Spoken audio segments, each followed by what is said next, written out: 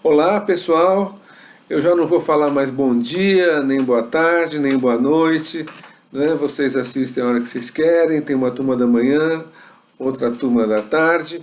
O importante é que estamos aqui iniciando essa que é a terceira aula virtual da disciplina Análise de Conjuntura Internacional Contemporânea, né, do curso de Relações Internacionais da UFABC. Hoje, dia 22 de abril de 2020, aniversário da descoberta do Brasil, assim chamada. Vamos lá então, vamos dar início à nossa aula. Vamos falar sobre as categorias fundamentais de uma análise de conjuntura. Nessa parte do nosso estudo de análise de conjuntura internacional contemporânea, eu pretendo voltar a atenção para certos tópicos fundamentais, né, no nosso assunto, fundamentais para quem está se preparando para elaborar uma análise de conjuntura. Né? Essas categorias essenciais ou fundamentais que eu vou abordar, elas são 5: acontecimento, temporalidade, estrutura, conflito e atores. Começando pelo acontecimento, é diferente do simples fato. Acontecimentos são fatos de grande importância dentro de um contexto social mais amplo. São fatos especiais que vão além das pessoas diretamente envolvidas. Um exemplo: se fulano cai do cavalo e se machuca, obviamente, isso só diz respeito a ele mesmo e às pessoas que lhe são próximas. Agora, se o fulano que caiu do cavalo é o presidente da República, esse fato pode ter enormes consequências para um país inteiro. Então, vamos separar acontecimentos, né, do que são simples fatos, né, sem importância, né, os fatos banais. Uma segunda categoria é o da temporalidade. Né? Quando a gente fala de conjuntura, quando é que a conjuntura começa, quando é que a conjuntura termina? Né? Não existe uma regra para isso. A conjuntura é um período dentro de uma trajetória histórica. A conjuntura acontece dentro de um intervalo de tempo em que as principais características da disputa política se mantêm basicamente estáveis. Quanto é que isso dura? Não dá para determinar a priori. A conjuntura, em geral, ela dura semanas ou meses, dificilmente ela vai durar anos. Nos períodos relativamente estáveis na vida política, as mudanças são lentas. Nos períodos turbulentos, a conjuntura pode mudar de um dia para o outro, pode mudar várias vezes ao longo da mesma semana ou mesmo de um mês. Eu me lembro no ano de 2001, quando houve uma crise política e econômica gravíssima, devastadora na Argentina, em que o presidente Fernando de la Rúa foi deposto, foi obrigado a renunciar por um movimento de massas de protesto extremamente massivo, vigoroso, né? Abriu-se um período de crise política na Argentina, em que aquele país chegou a ter 4 presidentes num intervalo de menos de 10 dias. Então, a conjuntura ali ela mudava de um dia para o outro, né? Um período turbulento. Mas isso, né, não costuma acontecer, isso acontece em momentos realmente extraordinários. Né? Então, isso para deixar claro que não existe um período pré-determinado, uma duração de uma conjuntura. Né? Isso depende da própria dinâmica da política. Né? A conjuntura presente, a conjuntura atual, aquela conjuntura que a gente está vivendo em cada momento, ela é definida por certos acontecimentos decisivos. que define, né, o período na conjuntura. Quando começa um período na conjuntura e quando termina, iniciando-se um outro período. Né? O que podem ser esses acontecimentos decisivos? Né? É uma infinidade deles. O resultado de uma eleição, em geral, muda a conjuntura. Novos governantes que são eleitos. A morte de um governante, cai um avião, né? Dentro desse avião tem um presidente. Né? Ou fatos, né? A substituição de um governo, né? Através do impeachment, através de um golpe parlamentar, como nós tivemos no Brasil com a derrubada da presidenta Dilma em 2016. Né? Aquele momento, o momento do golpe, abriu evidentemente um novo período de conjuntura, né? Em que nós tivemos o Michel Temer sentado na cadeira de presidente da República. Né? A eleição do Bolsonaro abriu uma nova conjuntura. Né? Certamente a eclosão do Covid-19, do novo coronavírus, né, abriu uma nova conjuntura no Brasil e em todos os países, né, onde a pandemia se verificou. Né? A eclosão de uma guerra, uma crise econômica, né, um grande escândalo, um atentado terrorista de grandes proporções, como o de 11 de setembro de 2001, né, são acontecimentos que marcam a abertura de um novo período na conjuntura, de uma forma bastante clara. Né. Outras vezes não é muito claro, às vezes existem polêmicas. Né. Mudou a conjuntura ou não mudou a conjuntura? Né. Certos fatos, eles são apenas fatos circunstanciais ou são acontecimentos da maior importância? Né? Muitas vezes essas questões são polêmicas, existem divergências, né, a respeito delas. Né? Uma aliança política que se rompe, né, ou ao contrário disso, uma convergência entre antigos adversários que se tornam aliados. Tudo isso são acontecimentos que costumam assinalar o fim de uma determinada conjuntura e o início de uma nova. Vamos falar agora sobre estrutura. A estrutura se diferencia claramente da conjuntura.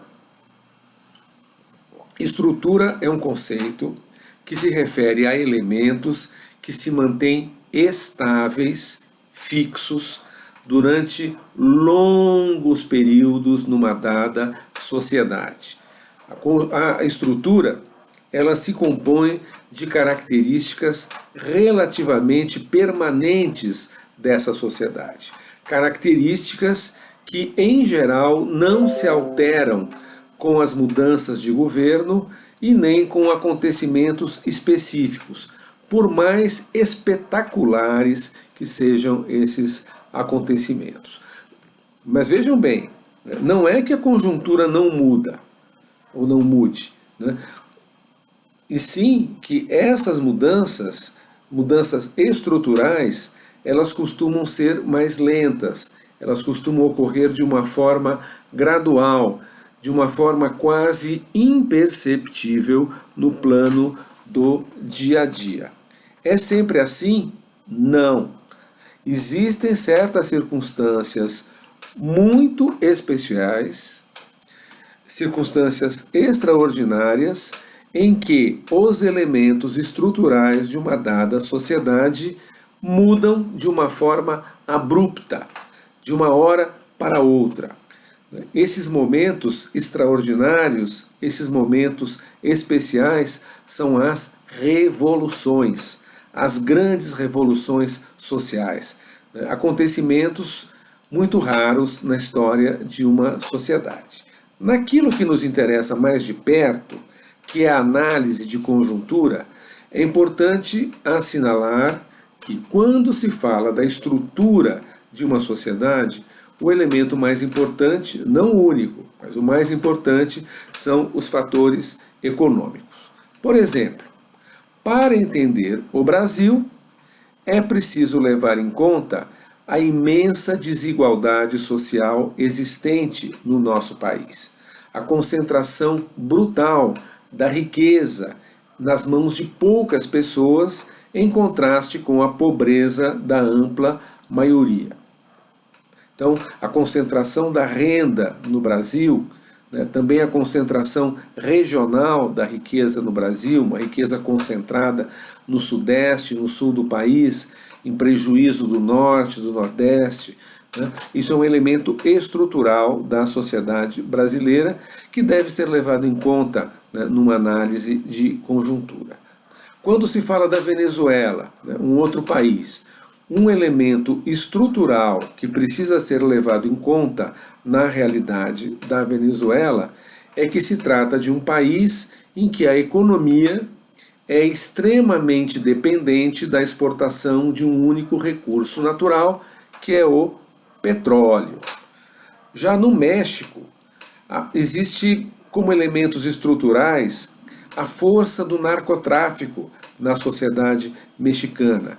Outro elemento estrutural da sociedade mexicana é a imigração maciça de mexicanos para os Estados Unidos.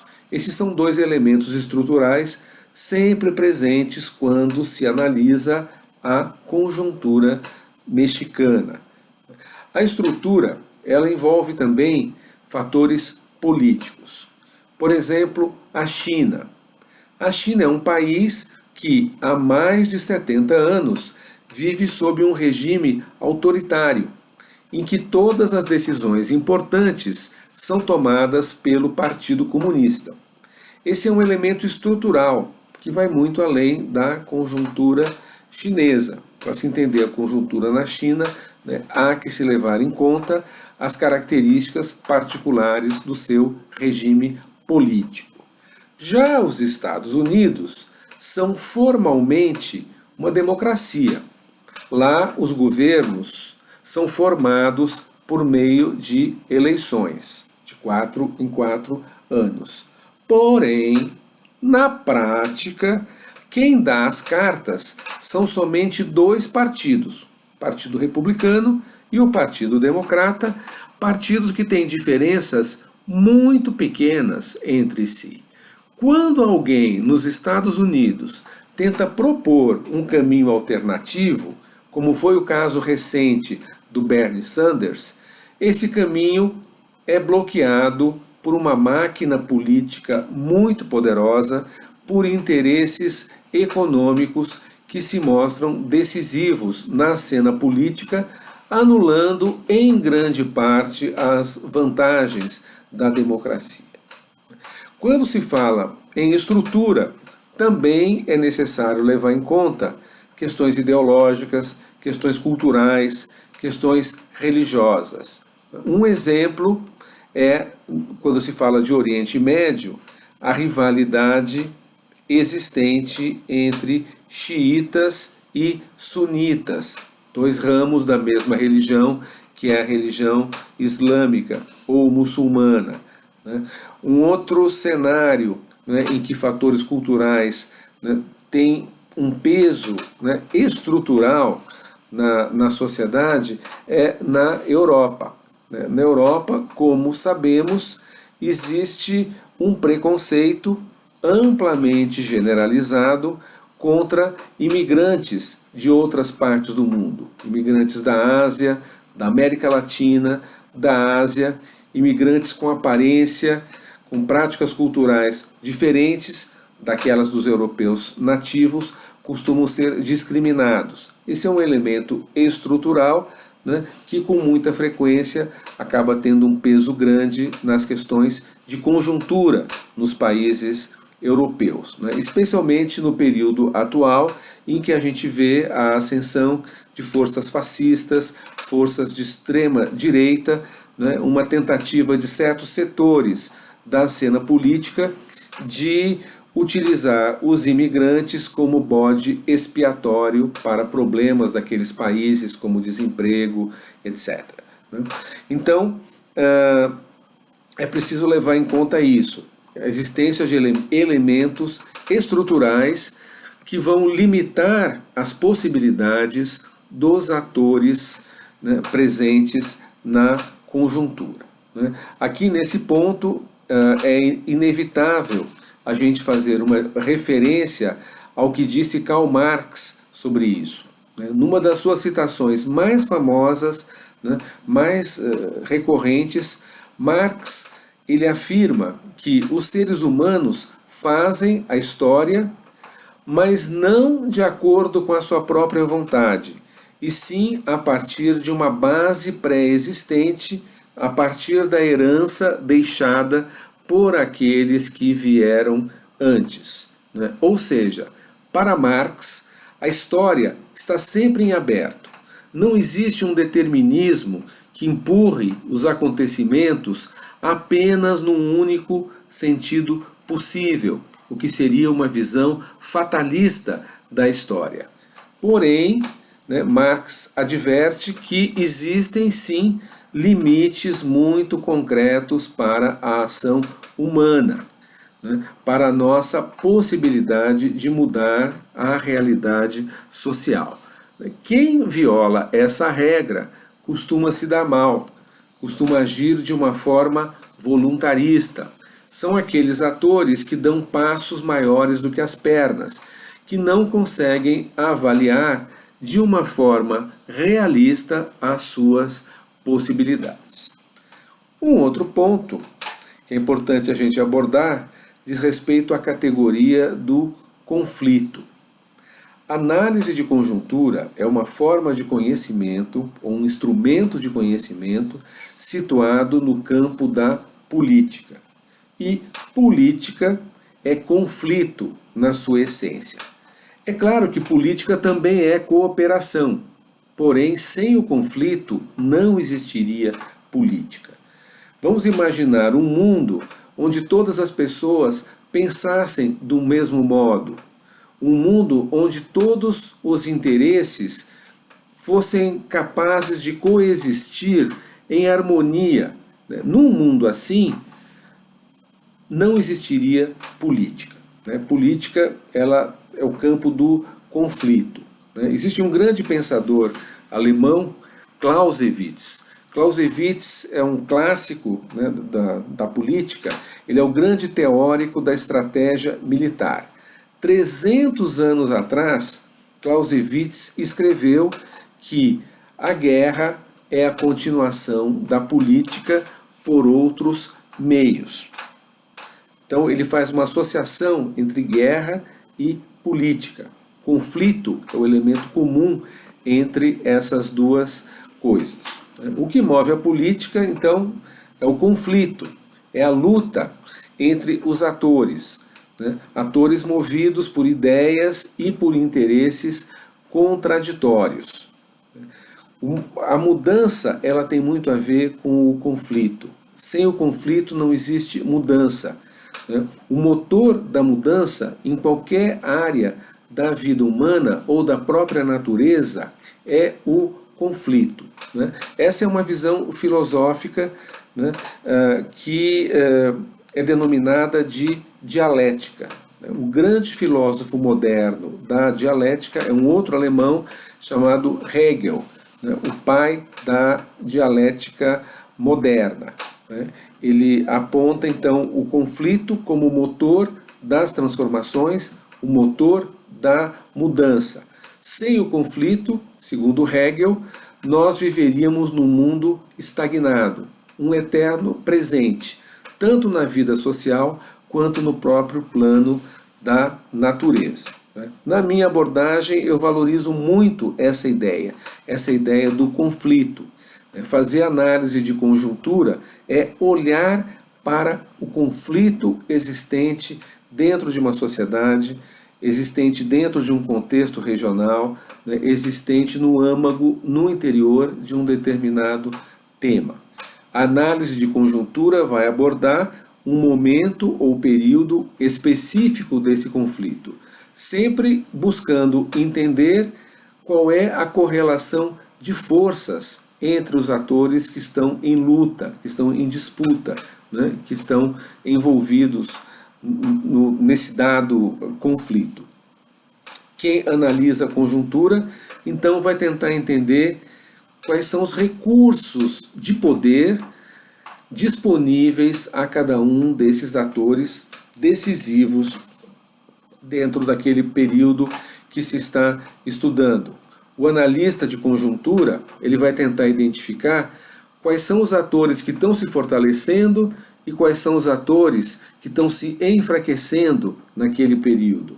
Ele vai identificar ou buscar identificar quais são os atores que estão multiplicando a sua força ao conquistarem novos aliados, ou ao contrário, quais são os atores que estão perdendo influência na medida em que eles se isolam dentro da cena política. E, falando nisso, então, vamos agora falar mais diretamente dos atores. É a última das categorias que eu mencionei aí no início, aquelas que eu estou abordando aqui nessa aula. Atores. Atores é uma palavra autoexplicativa. É muito difícil a gente não conseguir entender o que são os atores. Atores é o termo que designa as partes envolvidas nesse grande jogo que é o jogo da política. Eu vou dar uma parada aqui, gente, estamos em quarentena e acabou de chegar um cidadão aqui trazendo água para o apartamento da minha mãe, onde eu estou agora. Eu vou dar uma pausinha e eu termino em seguida. Até daqui a pouco.